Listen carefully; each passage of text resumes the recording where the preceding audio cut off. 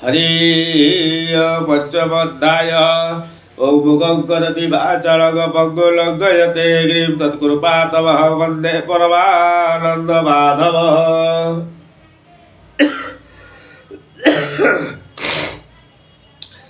पंचमोध्याय प्रह्लाद गुरु शिक्षा छाड़ी विष्णु स्तुतिरे बलवड़ी पितामरती सेनवरे हि चरित्र पंचमरे हरि नारदोवाच असुरकुले पुरोहित सर्वज्ञ शुक्र भृगुसुत मुनिकुपुत्र मेनि भाई षण्वर्क नामे दोही राजा चाज्य ताकु कले पुत्र बारको बढ़ाइले राजा मंदिरे मेनि भाई दैत्य पुत्र को संगे लही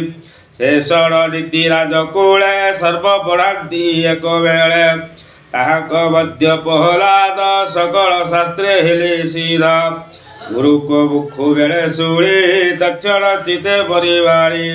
चिते निर्बल ताहा जाने केवल मनन प्रमाणे प्रह्लाद वाच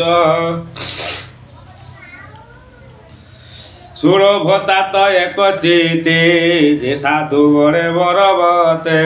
शुण कही तो ग्रते जे साधु वाक्य शास्त्रवते संसार बाप गृह प्राय प्राणी को दुबेग दिय जे कहे गृह अंधकोप आत्मा दीपात महाताप को दूरे परिहर अरण्य कृष्ण आश्र कर साधु बड़ई चिते सत्य कहली तर ग्रते नारद वाच से राजा पुत्र वाक्य शुणी शत्रुर पक्ष प्राय बड़ी उच्चे हसिला अतिरेक बोलई पुत्र विवेक एपरी पर बुद्धि बले नष्ट हुअती सर्वकाले एहार बुद्धि के हरिला बहर शत्रु को भजिला कोलू बालक तले थोई बोले सेवक मुख चाई गुरु भुवन नहीं दिय एक कथा गुरु आगे कह एवर बालकर बल रिपु विषय किंबा छल आत्मार सुखे भोग करू जंधे अचल महामेरु तहर रिपुए संसार रे न देखी संसार व्यवहारे ए बाल कुबर तहर एहाकु कृपा तर डर बालक गुण दश नाही संशय करू कृपा तोही जेबे संशय तर बने कहिबा शुण सावधाने एहाकु वरुणर पासे बंधन करो तु विश्वासे निकटे रखत आयती भय भाजिबा परिजन्ते बालुत दशाए छाड़िले सुबुद्धि प्रकाशिब भले ब्रह्मार पूर्वाभ्यता तो जे पासे न आसे যাব तावत थाई एहि मते संशय न कर तु चिदी गुरुपुत्र को वाक्य शुणी संतोष कहे द्रुपबली शुण हे गुरु का कुमार एबे बहर बल कर ए धर्म वही हति जन एणिकी मोर प्रयोजन एवं करई विचार एबे हे शुण द्रुपवर पढ़ई बालक बेले गुरुजी गृह कर्म करे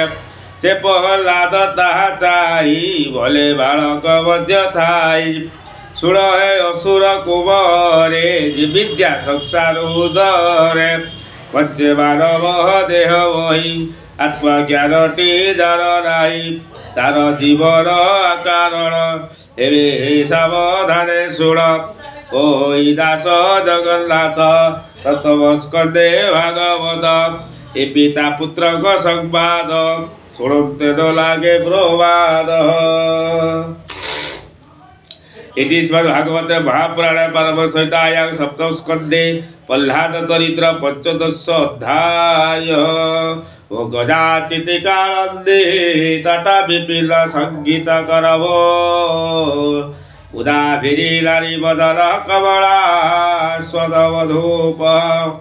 रवा शंभो ब्रह्मा सुरपति गणेशाचितपद जगन्नाथ स्वामी नयनपथगामी भव तुमेव तुमेव माता त्वपिता तुमेव बन्धु च सखा तुमेव विद्या द्रविणं तुमेव सर्वं भव देव। जय जगन्नाथ जय। प्रतिदिन घरे सकाळ संध्या गोटे अध्याय भागवत पढ़ु। आज एकादशी भागवत शुणु। जय जगन्नाथ। समस्तर मंगल कर। जय जगन्नाथ। काली षष्ठ अध्याय पढ़िया। जय जगन्नाथ।